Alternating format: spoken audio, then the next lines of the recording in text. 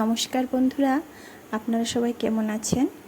আপনাদের সবাইকে গোপাস নিরামিষ রান্নাঘরে স্বাগত। আজকে আমি বানাবো আলু পটলের রসা। তার জন্য আলু এবং পটলকে টুকরো টুকরো করে কেটে নিয়েছি। এগুলো আলাদা আলাদা করে ভেজে নেব। এখন পটলগুলোকে কড়াইয়ে দিয়ে দিলাম। পটলের টুকরাগুলোকে গোল গোল করে কেটে নিয়েছি।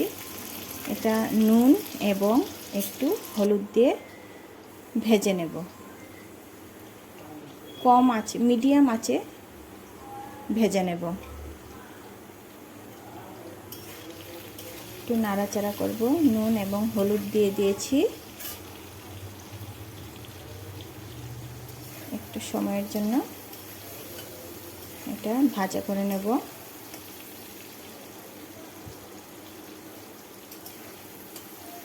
আলু পটলের রসাটা খেতে খুব ভালো লাগে। এখন ভাজা হয়ে গেছে। এখন পটলের টুকরোগুলোকে আলাদা করে একটা বাটির মধ্যে উঠিয়ে রেখে দেব।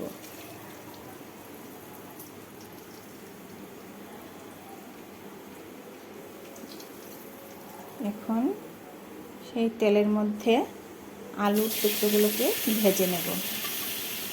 এটাও একটু নুন এবং একটু হলুদ দিয়ে একটু ঢাকা ঢাকা করে ভেজে নেব, কেননা আলুটা নরম হয়ে গেলে তখন উঠিয়ে নেব।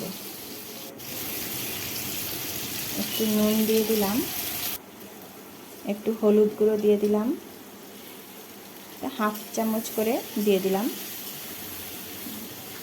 আলুটা ভালো আপনাদের পরিমাণ মতো নুন, চিনি, মশলা এগুলো দিয়ে দেবেন। দিয়ে দেব।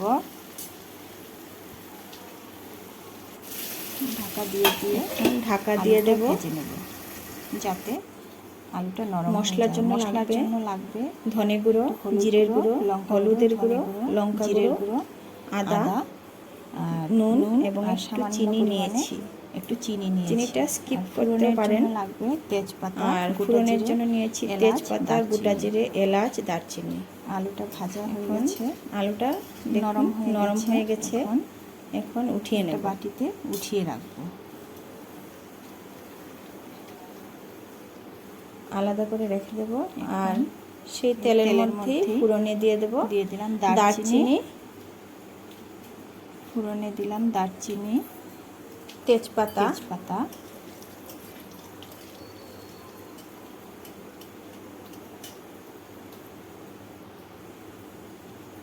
এলাচ, আর গোটা জিরে দিয়ে দিলাম। একটু সময় ভেজে নেব। জিরেটার যখন একটু গন্ধ বেরিয়ে আসবে, যখন জিরের থেকে একটু গন্ধ হয়ে আসবে, তার মধ্যে একটা ভালো একটা গন্ধ আসবে, তখন গুলে রাখা মশলাটা দিয়ে দেব।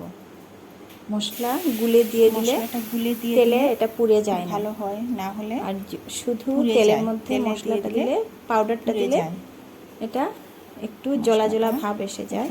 তার জন্য গুলে দিলেই ভালো হয়। যতক্ষণ এখন মশলাটা ভালো করে ভেজে নেব, যতক্ষণ না তার থেকে তেল বেরোচ্ছে মশলাটা, তত সময় ভাজতে থাকবো।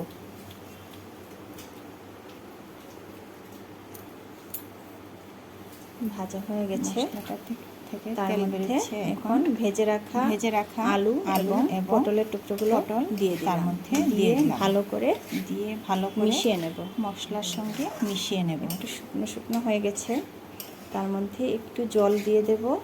জল দিয়ে তারপর একটু সময় ঢাকা দিয়ে দেব, 2-3 মিনিট। একটু জল দিয়ে দেব, দিয়ে আবার জল দিয়ে দিলাম, ঢাকা দিয়ে রেখে দেব। এখন একটু নাড়াচাড়া করে একটু 2-3 মিনিটের জন্য ঢেকে রেখে দেব। এখন একটু সময়ের জন্য ঢাকা দিয়ে দেব।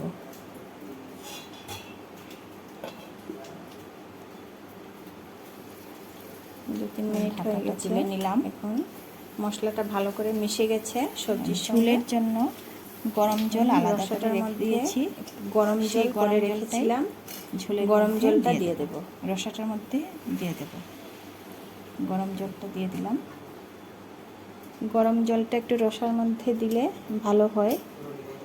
একটু দিয়ে দিলাম গরম জল, তারপর একটু মিশিয়ে নেব ভালো করে,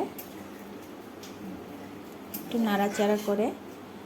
তারপর মশলা, গরম মশলা নিয়েছি, আর তার মধ্যে একটু আটা দিয়ে দিয়েছি, যাতে একটু গুলে জিনিসটা থকথকে হয়ে যায়। রসাটার মধ্যে দিয়ে দেব। এখন গুলে দিয়ে দিলাম গরম মশলাটা একটু মাখো মাখো হয়ে যাবে, চাড়িয়ে। তারপর তার প্রায় ঘি দিয়ে হয়ে আসছে। এখন একটু ঘি দিয়ে দেব, একটু আধা চামচ ঘি দিয়েছি। রান্নাটা প্রায় হয়ে এসেছে, ঘি দিয়ে দিলাম। এখন আর একটু নাড়িয়ে চাড়িয়ে একটু ঢাকা দিয়ে দেবো একটু সময়ের জন্য, 2-1 মিনিটের জন্য একটু ঢাকা দিয়ে দেবো। একটু ঢাকা দিয়ে দিলাম, তারপর হয়ে গেছে। এখন নামিয়ে ফেলবো। হয়ে গেছে, এটা নামিয়ে দিলাম। দেখুন কীরকম হয়েছে। আপনারা সবাই কমেন্টে বলবেন, জানাবেন আমাকে কীরকম হয়েছে। আর খেতেও কিন্তু সবাই আমার এই ভিডিওটি দেখার জন্য আপনাদের সবাইকে ধন্যবাদ।